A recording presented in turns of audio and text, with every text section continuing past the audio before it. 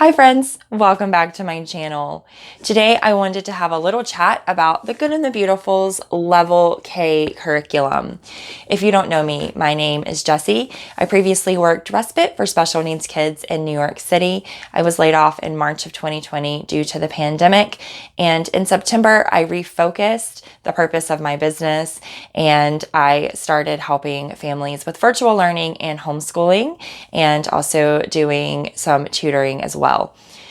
I have worked this past year, still working through the end of June. We will still be working, but I have worked all this past year with two little girls. One is 10 and the other is 4. The 4-year-old worked with me through the Good and the Beautiful's pre-K curriculum last year, and then through Level K Primer. We're now finishing up just the tail end of the Level K Primer supplement. And then we're going to be moving on into some of our summer activities. I do have Brain Quest's pre-K to K Summer Bridge, as well as some unit studies that I have picked up from Teachers Pay Teachers, and just some free printables, some worksheets for handwriting and color matching. And so those are the kinds of things that we're going to be working on once we finish the primer supplement, at least until the end of the school year, and maybe also into the summer. Now, I did purchase the Level K curriculum at the same time that I purchased our preschool curriculum. So it's been almost a full year now since I made these purchases, at least for the language arts. I did purchase the Level K language arts at the same time as pre-K. When the Good and the Beautiful's math curriculum went on clearance in the fall, I went ahead and purchased Level K Math as well as an activity box, both books, part 1 and part 2, and an activity box. At the time, there wasn't a lot of information about the new math that was coming, and I thought, I know that I already love the current math. I really like the current math, so I don't know how I'm going to feel about new math. This is a phenomenal deal, a phenomenal buy. I am going to just do it. I'm going to just buy the math. So I purchased the math in the fall. I've been storing all of those items in a Latchmate. This one is a little bit different than our others because it doesn't have a tray top, but it does suit our needs. It's got a little bit more room for storing actual books because there isn't a tray top. And we'll see as we start to move into this if we get around to even using this curriculum. I'll say more about that in just one second. Then we can always transition to one of our boxes that does have a tray top. Now, I want to just fully disclose and say up front that I'm not sure that I will have this same child in the fall. I do not know that I will have her in the fall. She may transition back to in-person school, or there may be some other change that prevents me from continuing to work with her through the next school year. She only became a homeschooler because of the pandemic. She was already enrolled in an in-person preschool program, and she had been accepted to a Montessori program for the fall of 2020 to a private Montessori school. And that was the plan for the family. I was going to continue working there in person, taking care of her baby brother and getting her to and from school in the morning and the afternoon. And all of her instruction was going to be done there at the private school that they had selected. When schools were forced to close, her parents, and my belief rightly so, decided that they were going to let that place go. They were not going to enroll her. They weren't going to take her to in-person school. It was just too much of a safety risk. We live in an area, New York City was just so hard hit. It was devastating for months and months. And so she stayed home and I met with her on Zoom. So I don't know for sure that the child that I have now is going to use this curriculum, but I do know that I love this curriculum and I'm going to use it at some point. So I have kept it here all together in this box, and I am excited to use it, whether that is in the next school year or maybe a very long time to come. So as I said, I have the language arts, I have the math. I did not mention, but I do also have handwriting. And let's take a look at the things that I have. I will also talk a little bit about things that we still need because I have not found a science unit that I like to go with this curriculum yet. And I I will not be using for kindergarten a structured history curriculum. I love the Good and the Beautiful, but history year one is way too intensive for where we are. And so we will continue doing for history what we have done this year, which is a lot of read alouds and a lot of coloring pages and a lot of conversations and not so much book work. So for book work, the first thing that I do have is, excuse me, the first thing that I do have is level K handwriting. Now, we did do doodles and pre-writing for littles last year as a part of pre-K. I do really like the Good and the Beautiful's handwriting.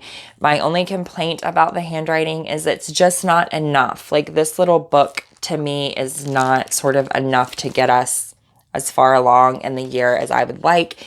I am looking at potentially adding. I will still use this handwriting, but maybe adding something else. This year, what I did is when we finished doodles and pre-writing for littles, I just kind of came up with my own things. She has a water wow book that has the alphabet. I had some pages that had the primary style lines, and I had her just working on writing on those.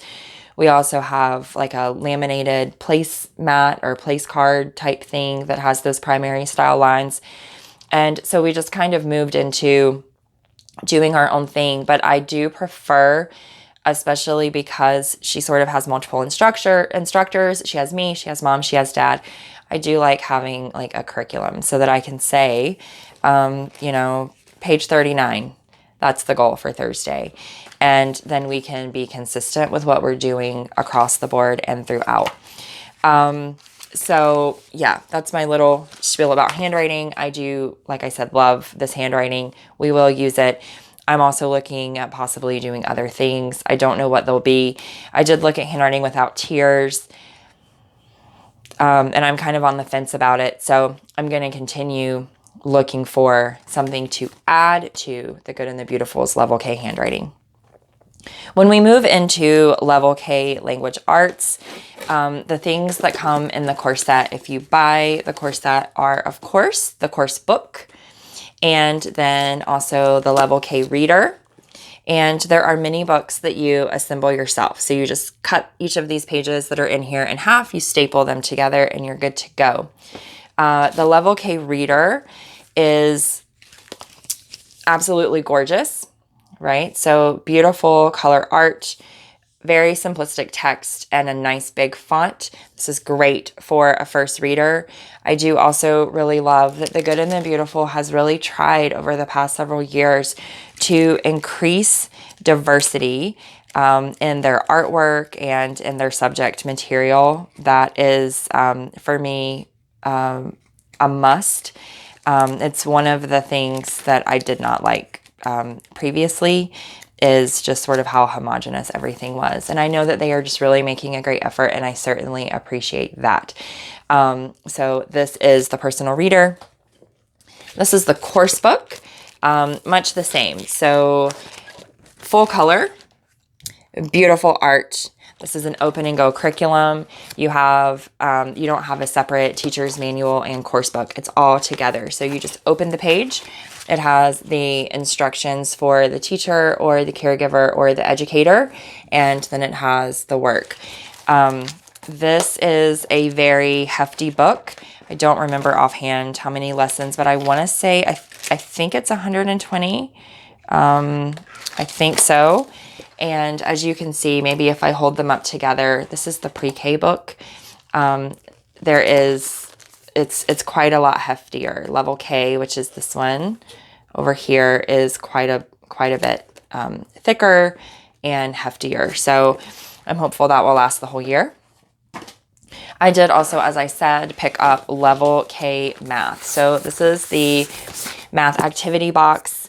Like I said, when I purchased math, there was not a lot of information about the math that's coming.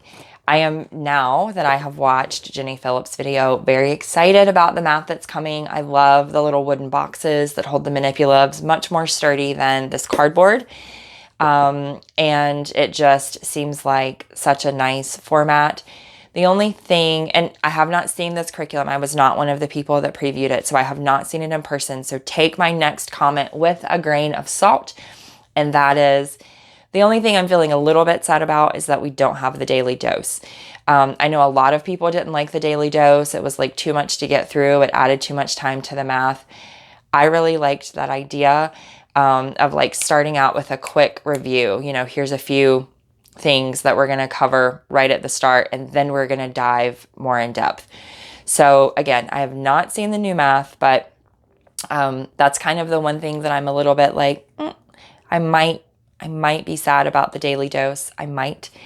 But I have seen, like I said, Jenny Phillips' video, and seeing like what she's showing and what she's talking about, the new manipulatives, the new course book. It's going to be beautiful, as you would expect, right? From the good and the beautiful. I did also hear her say in the video, I'll link it below if I can find it again. I did also hear her say in the video that they're going to give the first like levels 1 through 5. So not kindergarten, but levels 1 through 5, totally free, just like the language arts. And what a blessing it is. Like, what an amazing, I actually got a little teary when I said that. How amazing that is, that you can homeschool your children and you can have math curriculum and language arts curriculum, which are typically quite expensive, completely for free. It's such an amazing thing that she's done. I think she said it cost them $1.3 million to develop it. And originally the plan was not to offer it for free. And it was just laid on her heart. She just felt that she was called to do this. And so this is what she has done. And so I am going to be downloading level 5, which is where my older kiddo is, as soon as that's available for download. And I am considering, even though I have this math curriculum, purchasing level K. So that was a very long-winded way to say this is the math that we have now, but it may not be the math that we use. So back to this. This is the level K math activity box. I'm not going to go through every single thing in here and belabor it, but I will open it up and kind of give you a sneak peek. So you do have manipulatives here. You do have this little, my calendar, which is so cute. And then you have several sheets of these punch cards, which are more manipulatives. These are things that you use with your tin frame. And then one of my favorite things in the book or in the box, I have to say, are these, these pattern sheets. So they're little pattern blocks that you punch out. They're actually, here's the bag that they go in. So you punch out your little pattern blocks and then you use them to sort of make these shapes, which I love. There are also handwriting cards that teach how to write the numbers. So all kinds of things in this box. Then there are 2 parts to the math. So this is math part 1, exact same book, math part 2. Now you may be able to see if I hold them this way, these are hefty. There are a lot of pages. And I know a lot of people do part 1 when they're doing pre-K. I did have it and I did look at it and I just felt like it was far and above where we were. So we did not use it.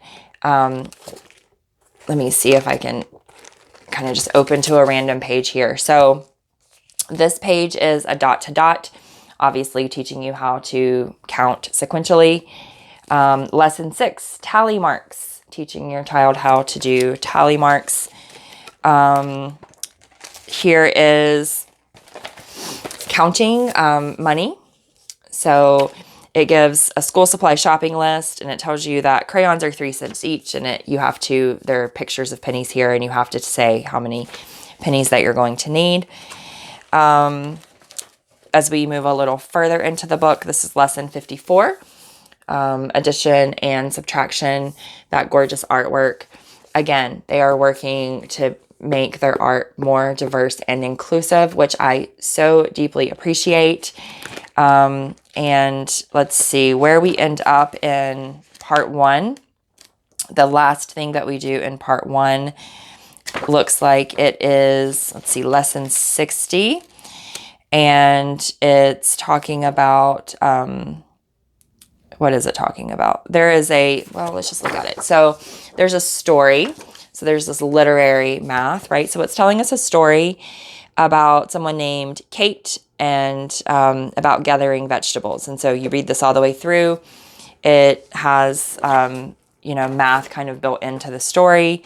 And then at the very end, the child has some practice problems to do.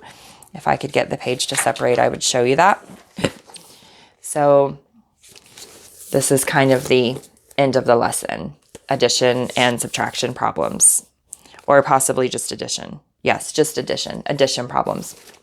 Then we move into part 2 and much the same, right? So beautiful art.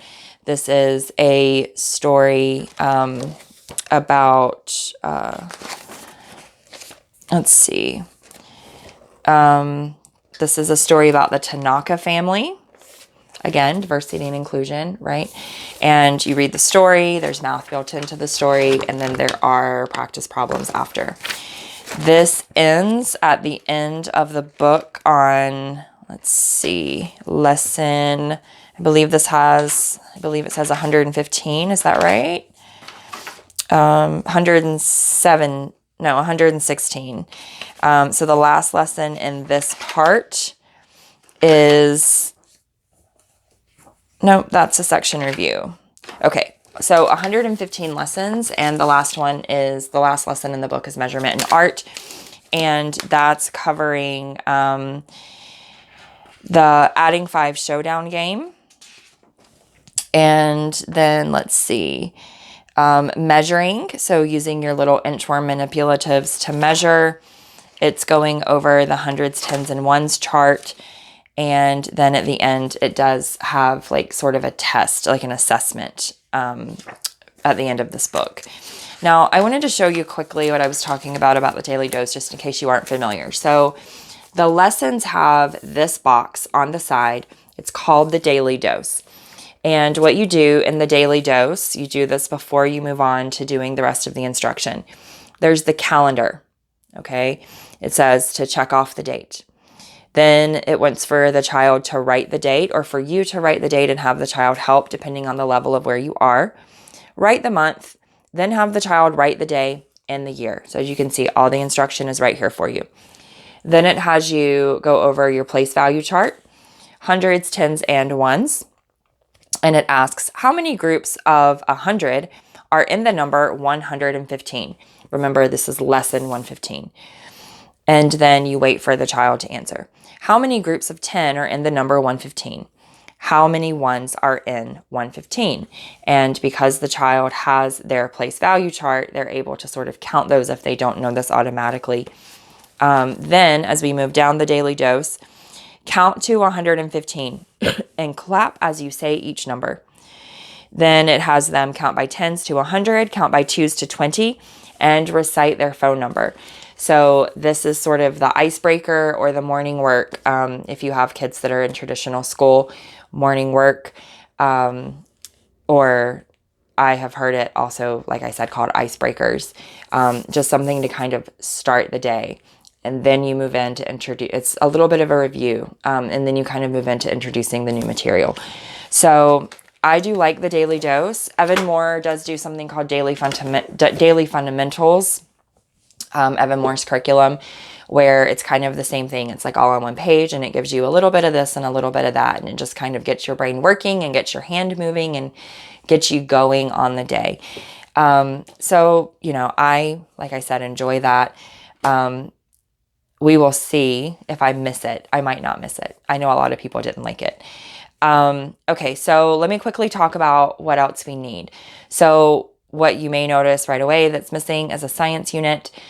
I did pull our mammals unit out, thinking that I was going to get it together to use with this curriculum, this level K curriculum for next year.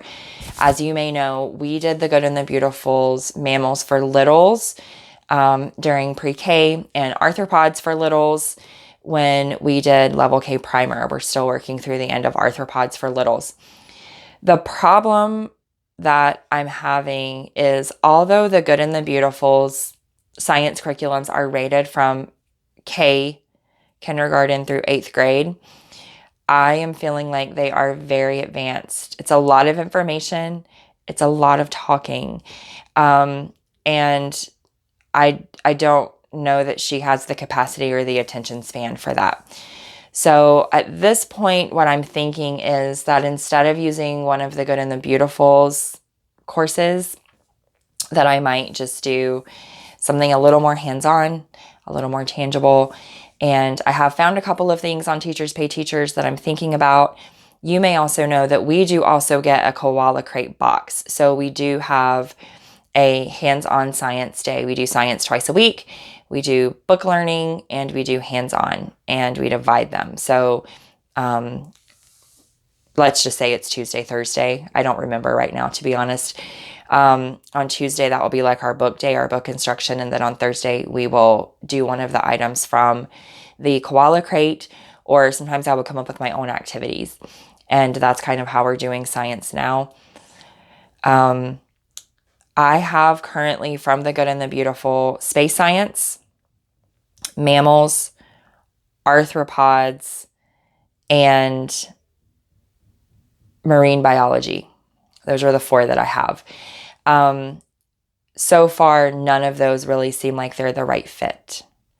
And I will keep looking through their science units. I will keep trying to get an idea, but I don't think right now that we're going to do a science unit. I thought about buying the new birds. It's so pretty. I really want it, but I just feel like it's just too much information for her. It's overwhelming, and this is supposed to be like fun for her. I want for her to love learning. I don't want for her to be frustrated because it's taking too long and she's not understanding. So that's not my goal with instruction at all. So I don't know what we're going to do for science yet. I don't know. You may see a video pop up later where I talk about what we're going to do for kindergarten science. But for right now, our kindergarten from the Good and the Beautiful is math and language arts and handwriting. All of these items that I have shown.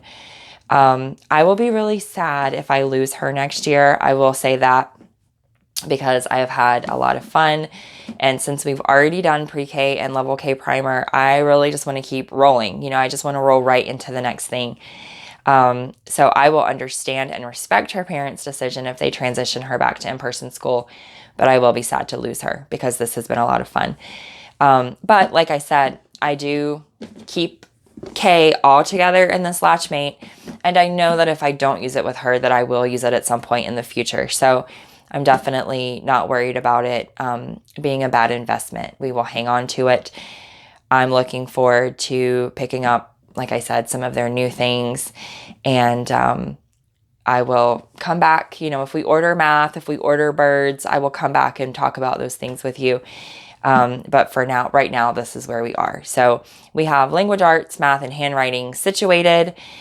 We have language arts and math situated. We have handwriting like halfway situated. And I'm still trying to work out what we're going to do for science. So thank you so much for watching, and have a great week.